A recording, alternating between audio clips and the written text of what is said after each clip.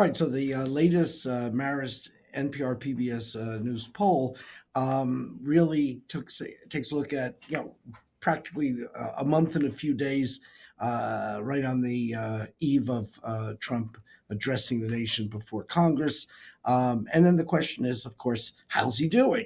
And to be fair, I think this is a cautionary poll.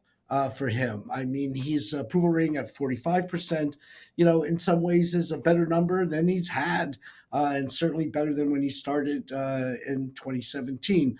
But again, there's more opposed than support. And I think there's a sense here that he's been flooding the zone. He's been going too far, too fast.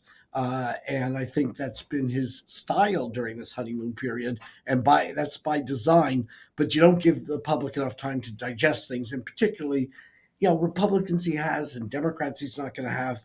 But independents, I think, are, to the degree that they were on the fence, they're tipping against him in a lot of the different questions we asked in this poll.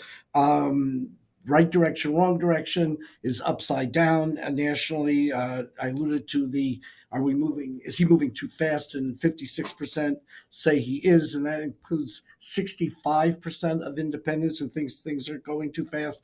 Cutbacks, more harm than good. Again, a 55-45 number saying more harm than good. Again, these are the kinds of numbers that we're seeing. 55-45 seems to be typical of what we're seeing generally.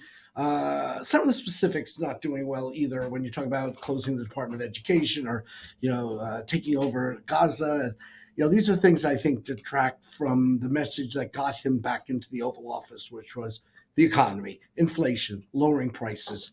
And to the degree that he's into lots of different things every day when he's flooding the zone, I think he in some ways gets off message, kind of like an odd word to use with him. But yeah, he's in different things that might be, from the public standpoint, somewhat of a distraction.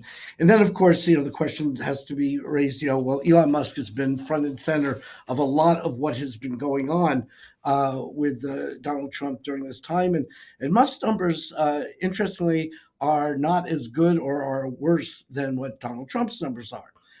So he's upside down in terms of his favorable unfavorability, and doing significantly. He's less popular as Doges in terms of the cutbacks, as is the need on the public side for there to be federal employees and that they're important for the functioning of the government. So in that whole area, there's some issues that may emerge down the road, particularly in the relationship between Trump and Musk. He's not a liability, but his numbers are not driving the argument for Donald Trump right now.